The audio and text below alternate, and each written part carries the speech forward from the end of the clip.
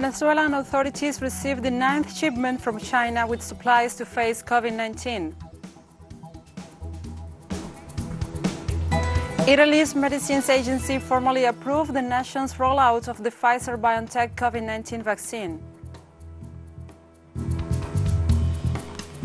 UNICEF warns that about 250,000 children have been displaced and are at risk of deadly diseases.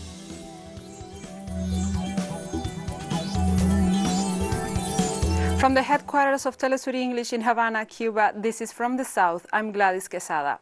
Venezuelan authorities received the 9th shipment from China with supplies to face the COVID-19 pandemic.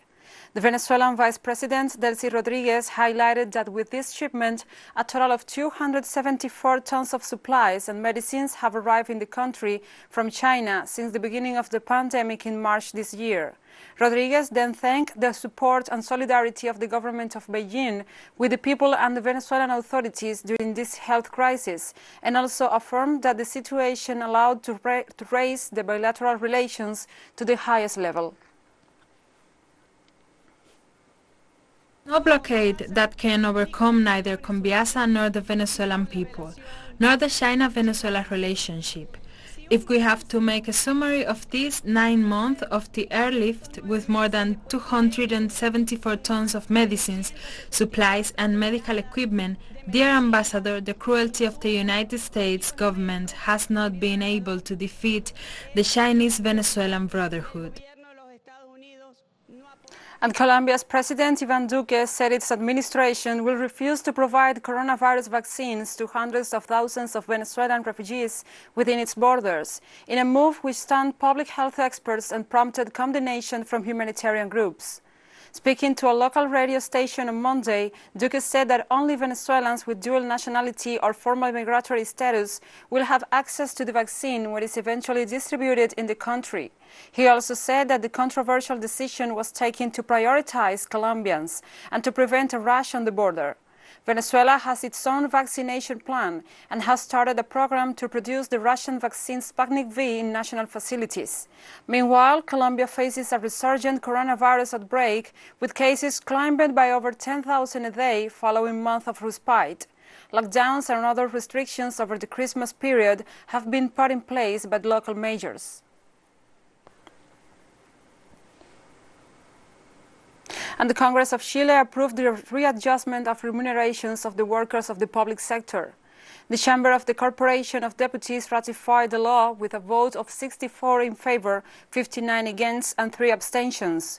The proposal was referred to the Finance Committee, where it will be debated in particular, so that the Chamber could receive a report this afternoon. The text retains the substance of its original rules, that is, differentiated adjustment as of December 1st, 2020. The draft maintains the generality of bonuses and complementary allocations.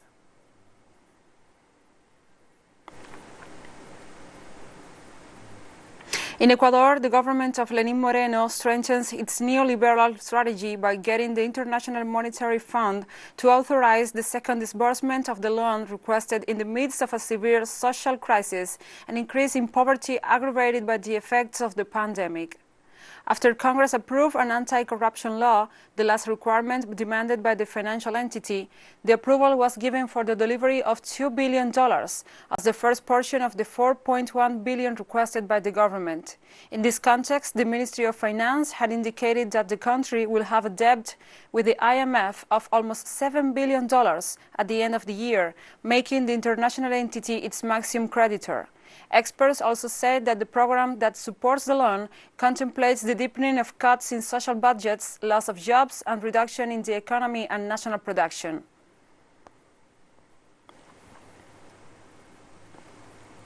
And today, December 22nd, Cuba celebrates Teachers' Day, a tribute specially paid today 59 years after the literacy campaign, a massive endeavor that taught how to read and write to over 700,000 Cubans. January 1st of 1961, the campaign started, and on December 22nd, Cuba was proclaimed a territory free of illiteracy. With the vision of Fidel Castro and the work of thousands of young teachers, most of them women, Cuba was able to erase the past of illiteracy and expanded access to all levels of education for free. Before 1959, the illiteracy rate for Cuba was approximately 77%, as noted by UNESCO. This was the fourth highest rate in Latin America. During what was called the Year of Education, literacy brigades were sent out into the countryside to construct schools, train new educators, and teach the predominantly illiterate campesinos to read and write. By the end of the campaign, deemed a remarkable success, 707,212 adults were taught to read and write, raising the national literacy rate to 96%.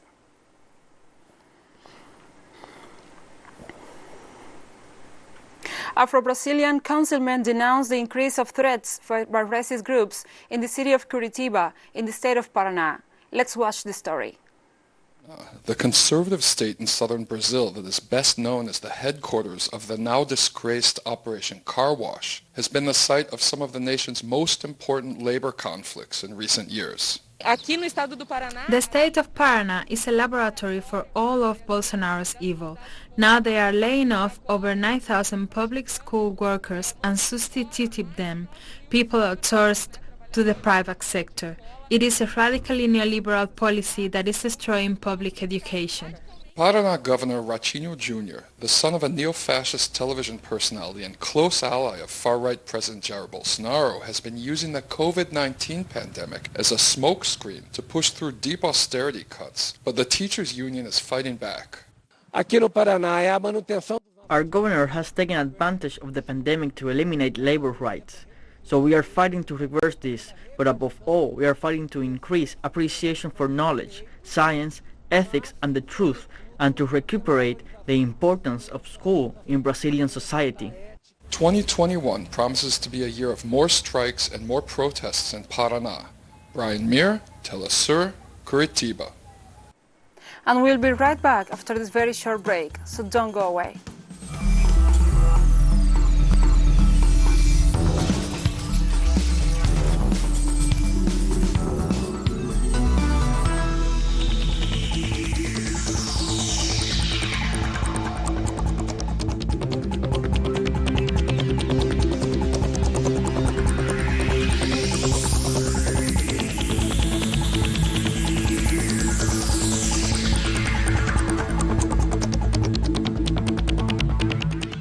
Welcome back to From the South.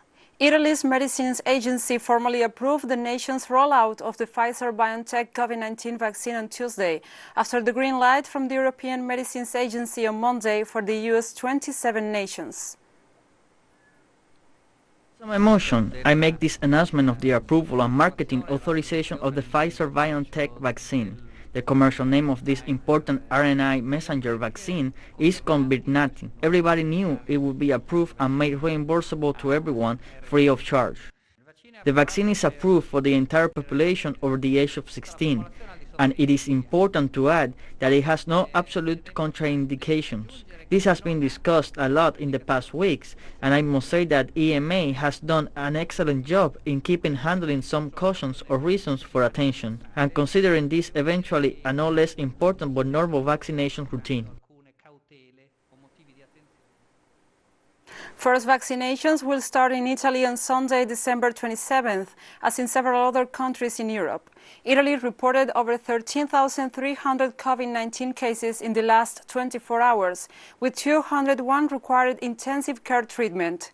According to new health ministry figures, the daily death toll remained high at 601, bringing Italy's non-pandemic total to nearly 70,000.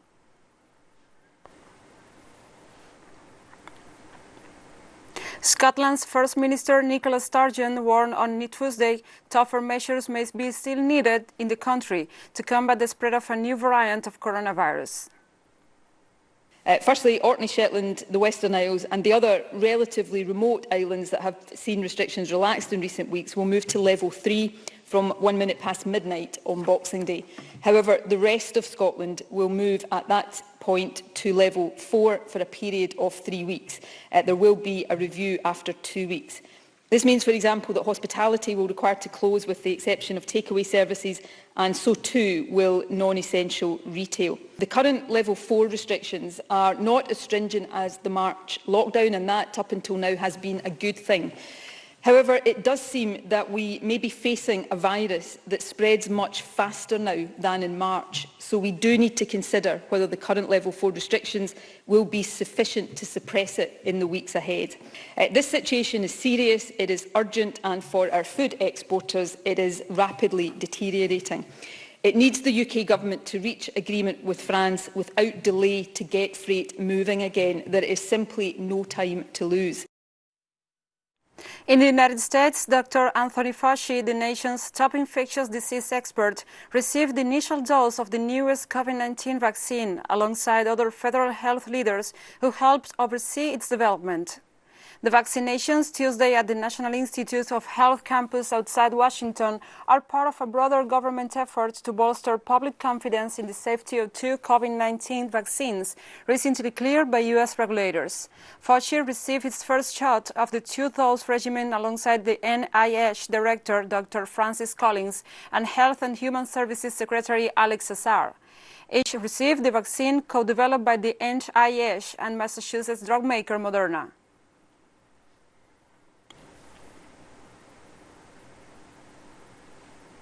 And also on early Tuesday, a truck carrying propane tanks overturned and exploded in flames on a Long Island Expressway exit ramp in Queens, New York City. The accident occurred just after midnight. The driver of the flatbed truck may have slid on black ice. The New York Fire Department said the truck rolled after it hit a jersey barrier separating the westbound lanes of the expressway from the Queens Boulevard off-ramp. The truck was carrying nearly 320-pound propane cylinders, which went up in the fireball. Firefighters spent hours putting out the flames and cleaning up the propane tanks. Fortunately, no one was injured in the incident.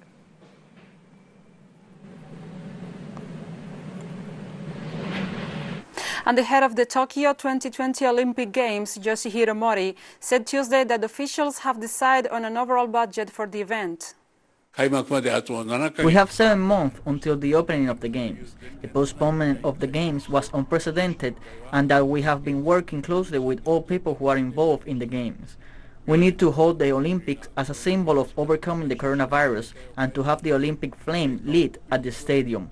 That's the mission we need to fulfill. On December 14th, Minister Hashimoto, Governor Koike, and I made an agreement on the official cost of the postponed Tokyo Olympics. We are planning on releasing the details of the budget, including V5, today. And we have more stories coming up after this final short break, so stay with us.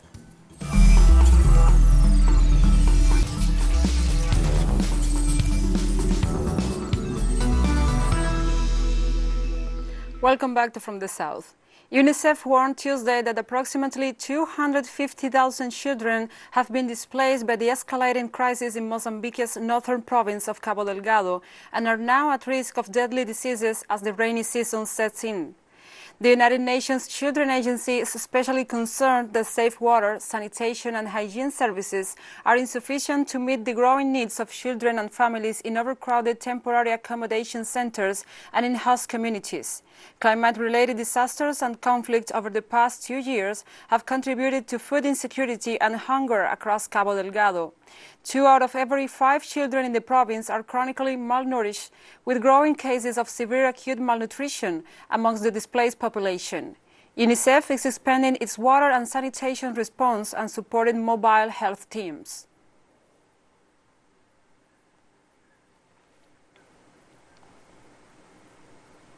And Israel might be on track to its 4th election cycle within 2 years, after efforts to pass the budget failed ahead of a midnight deadline.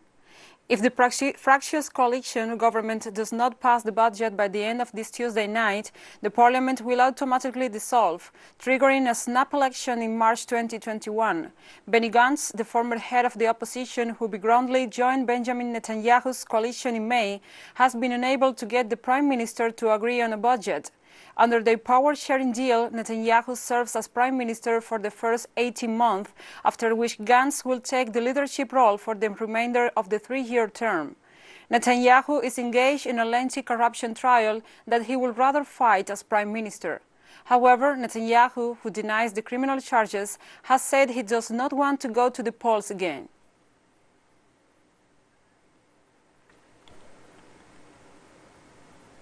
And Kuwait is suspending all commercial international flights and closing its land and sea borders until the end of the year, after a new and highly contagious strain of the coronavirus was found in the United Kingdom. Authorities described the move as a precautionary measure. The Kuwaiti government said cargo flights and trade routes will remain open. Health authorities ordered people who arrive from the European Union or the United Kingdom over the past week to immediately take a PCR coronavirus test. As of December 22nd, Kuwait registers more than 148,000 confirmed cases and over 920 fatalities. There was an announcement about the emergence of a new strain of the coronavirus in the United Kingdom, so we in the state of Kuwait are monitoring and we do not take it lightly. But the health authorities took precautionary measures by suspending commercial flights after getting the approval of the Council of Ministers. These measures are temporary in order to find out how to prevent this new strain, the danger of this new virus and how far it spreads, and the extent to which it can reach the state of Kuwait. This is a precautionary measure by the health authorities, and the Civil Aviation Authority implemented it by suspending commercial flights to and from Kuwait International Airport for the period of 10 days. And after this decision, we will discuss the possibility of resuming flights or the continuation of suspending commercial flights. Russian and Chinese bombers flew a joint patrol mission over the Western Pacific on Tuesday in a show of increasingly close military ties between Moscow and Beijing. The Russian military said that a pair of its Tu-95 strategic bombers and 4 Chinese H-6K bombers flew over the Sea of Japan and the East China Sea. The Russian Defense Ministry said the joint mission was intended to develop and deepen the comprehensive Russia-China partnership, further increase the level of cooperation between the two militaries, expand their ability for joint action, and strengthen strategic stability. The ministry also said that the patrol flight was not directed against any third countries. Tuesday's mission was the second such flight since the patrol over the same area in July 2019. The patrol follows President Vladimir Putin's statement in October that the idea of a future Russia-China military alliance cannot be ruled out, a signal of deepening military cooperation between Moscow and Beijing.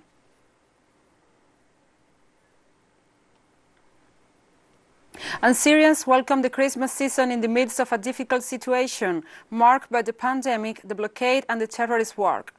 These conditions did limit the festive events, but did restrict the faith of the Syrian people that the coming year, 2021, will be a year of peace and recovery. Let's see the story. The celebrations were limited this year to masses and prayers due to the strict precautionary measures to prevent the spread of COVID-19. The believers prayed for the end of this pandemic, which clouds the festive atmosphere, and asked God to take care of the soldiers of the Syrian Arab Army in the battlefield against terrorist groups, and asked the international community to exert pressure to lift the Western sanctions that impact their lives. We usually decorate the city squares and places with big Christmas trees in the churches, streets and houses. But this year we limit the celebrations to prayers and masses, because in these difficult moments prayers are more important than decorations. Unfortunately, poor people are the ones who suffer the most, the effects of the blockade and the pandemic.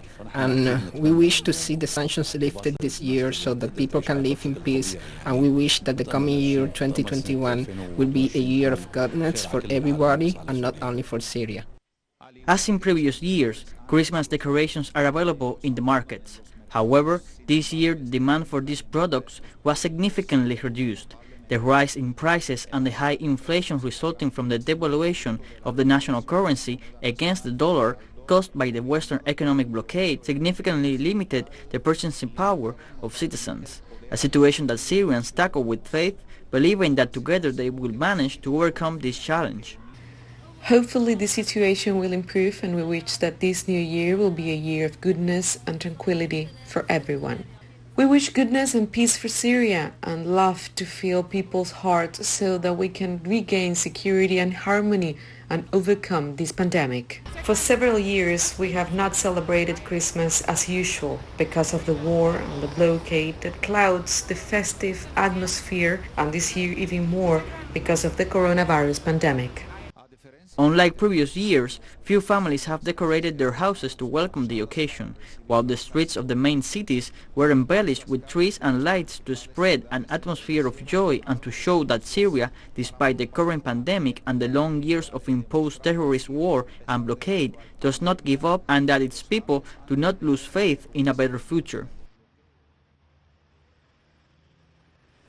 And we have come to the end of this news brief. But remember, you can find this and many other stories on our website at telesurenglish.net.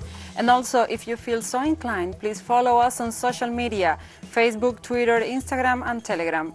For Telesur English, I'm Gladys Quesada. Thank you for watching.